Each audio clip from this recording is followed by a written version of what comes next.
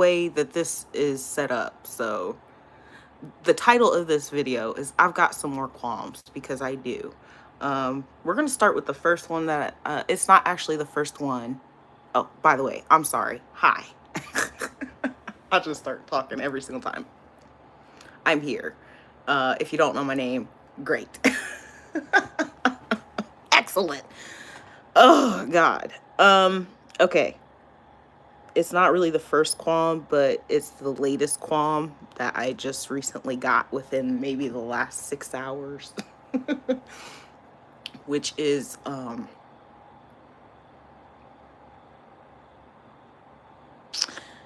I saw the video title, and it's one of those compilation videos that it ends up with a talk piece. It's like, why do men love promiscuous women, or, cheat with promiscuous women? I mean, on good women. And I need, as a woman, okay, hold up. As a woman, also a promiscuous woman, um, it's a valid topic in the sense that men say they hate these women, so why do they keep ruining relationships with these women? It's because those women are also good women.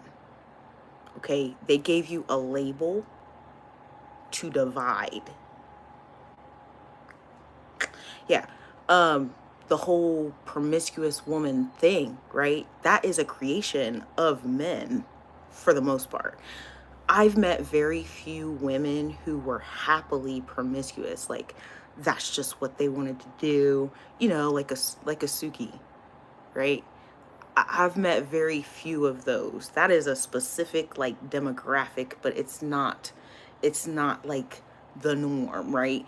So what I find and what I've seen, especially because I've gone to a lot of different places and I've met a lot of different people, essentially, the promiscuous woman is a creation by the man themselves, right? Of course, because of my personal, I forget the word, my human magnet, right? Hi, my human magnet brings a lot of women to me who are coming from a place of being labeled the promiscuous woman. But when you go back into their history, all of that started with men labeling her that. And then because they are a hive and they have hive-like thinking, they as a group treat her that way.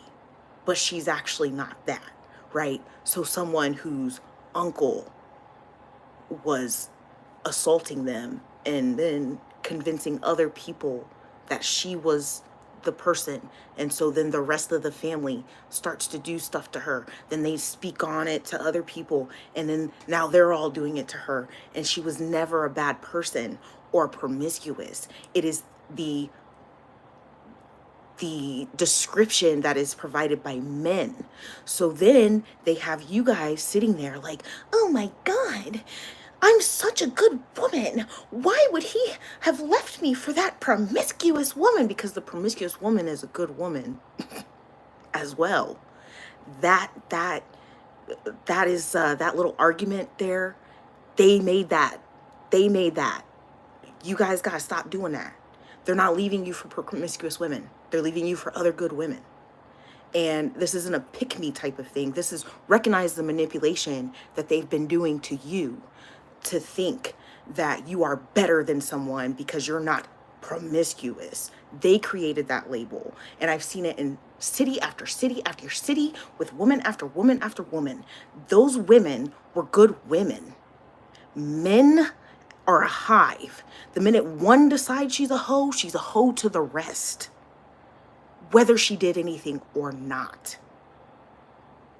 Then, when that woman is shown love, randomly, because it's not even really love, he's not treating you nor her well, right? But then you'll be like, why do men love promiscuous women?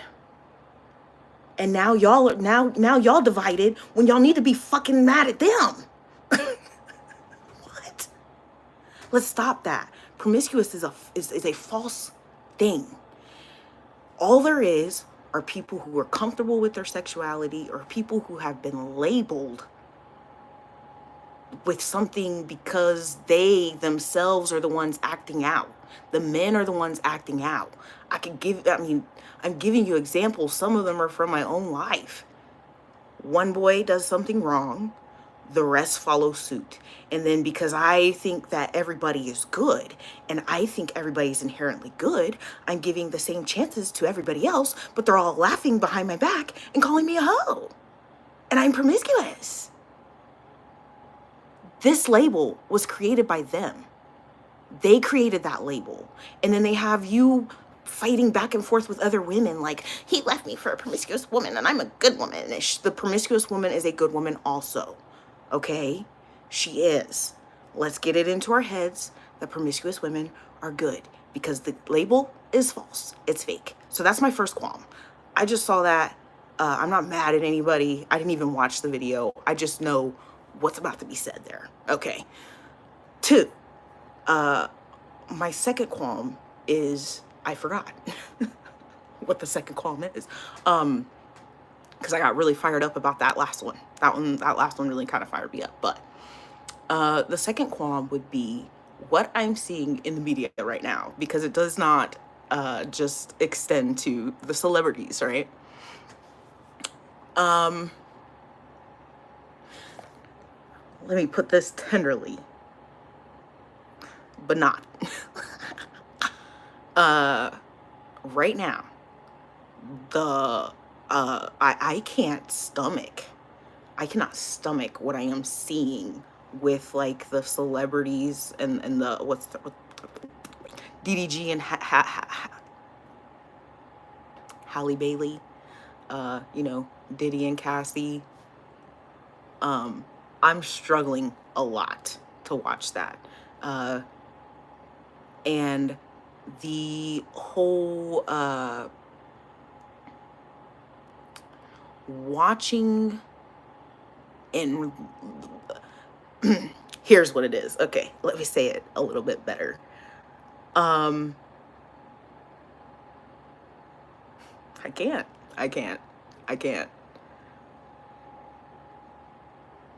Men's be crazy. They are scarily crazy. When you get to self-actualization, right? If you remember Maslow's hierarchy of needs, self-actualization, you are able to accept and process facts, right? And so we are seeing like in real time, right? We're seeing in real time, okay, literal court documents and receipts of all kinds, and watching men refute facts is very terrifying. I'm like terrified. I'm actually really scared. And it's not funny. But to see the masses look at the evidence and say that Halle Bailey must be setting someone up. What? Why? Here's what I need to know. Or Cassie setting someone up, or Diddy is being set up. There are some things that I will say are very interesting about the case. I haven't watched a lot because I cannot stomach it. I really cannot. I'm highly emotional. Like I can barely. I can watch little stuff if they don't get too graphic or anything like that. I can kind of watch it. And so the one that I was watching, he didn't say anything about the facts of the case. He just said that he was explaining what facets of the case make it these particular charges, and the one charge in specifically was the conspiracy, because he himself is only one individual. They would need to put all these other witnesses like security guards and the label and stuff like that. I think that they would need to add those to make it conspiracy. But other than that, Watching people refute facts, like, is very scary. Nobody out here, these men, they're not self-actualized at all, because they're struggling to accept the facts. And seeing how many Chris Brown's in jail. Tory Lanez just got stabbed. And all of them, one thing with the Tory Lanez thing, I've brought him up several times because I am actually a Tory Lanez fan. I'm a fan. The frustrating thing is being a fan. Diddy has this one song, like, I could listen to that song all fucking day. I'm a fan of these people, but now I can't stomach their shit. I'm struggling with the fact that they're not accepting facts. Okay. And in Tory's case, I do believe that Tory could possibly be innocent, only because Kelsey had the gun residue, the GSR on her as well. And I believe that his sorries are more about the situation than they are about him actually have wrong in terms of shooting. I think that he's trying to protect this girl, but at the end of the day, the situation only came to be because of his own actions and inability to be to have self-control. Y'all are going to jail over pussy. Are you? I mean, it's not like women don't go to jail over dick. But here's the thing. The jail is full of women who went to jail taking a charge for a dude, but not raping. Y'all have no kind of control? Really? And it's very, very scary. Hello. Hi from Korea. That's awesome. So that is my qualm right now, is watching as these men continue to, and it's not my music, my thing is still in heavy rotation. Like, I've tried to stop listening to it, and there's actually a lot of instrumentals and things that have been brought into my music to try to get them out of my fucking algorithm, because I just cannot take it anymore. I can't take it. And then sitting there and watching them speak the same way, like, oh, I got a document from court. I got a document from court in which, in court documents, this person had no problem refuting facts. He said the DV case is false. We have no other cases. Like, it's not even fucking public information. So it really is a pathology.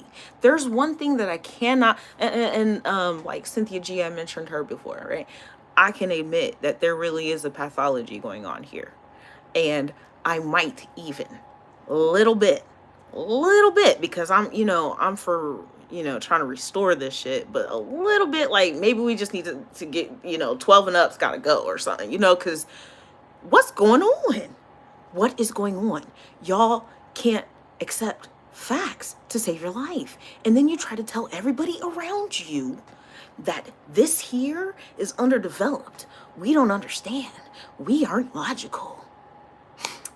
A qualm, another qualm. We'll give you another qualm, because I have it. Okay, men who like to, I just want to take things real slow. I just want to fuck right now. I'm not trying to love nobody because I've been hurt before. Yeah. And then simultaneously are the same men who are mad at women who don't want to have sex and want to be celibate and shit. That ain't gonna solve no problems. Actually, it does. That's actually the logic, okay?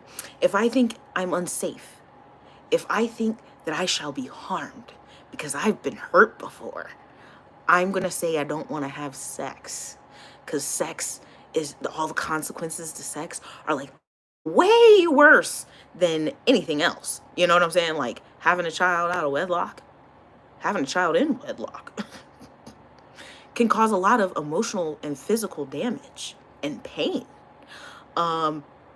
Getting some STDs and STIs can really wreak havoc on your brain and affect you and make you get betrayal trauma.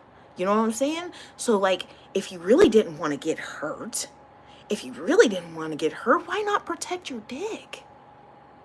No, just don't give these women no respect, man.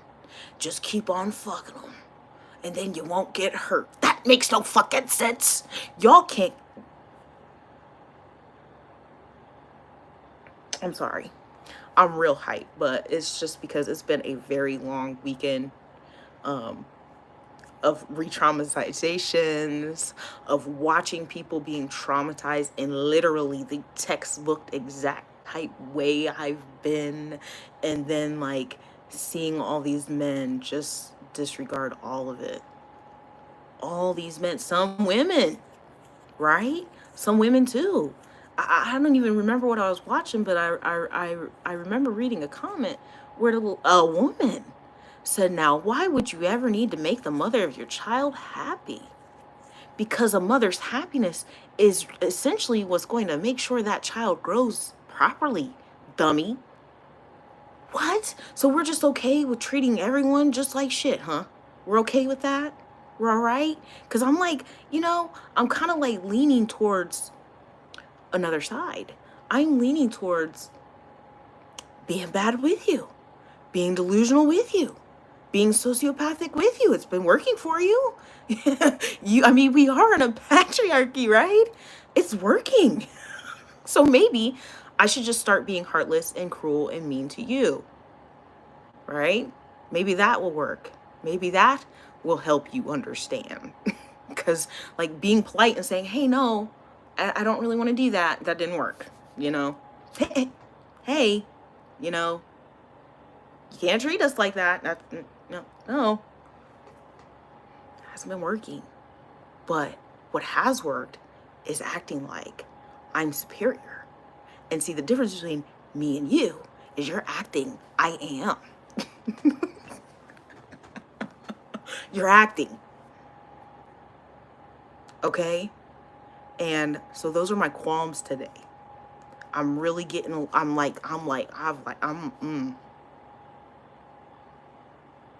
said some things that are very contradictory of my beliefs. I would never think that eliminating a group from 12 and up is appropriate, but it just maybe perhaps watch the progression of trauma to understand why I'm actually leaning towards that fucking rhetoric right now today. It's been a very long week of textbook. It's a pathology. And then as I raise my sons and I recognize it's a pathology. Don't even know when it came. Like dang, wow.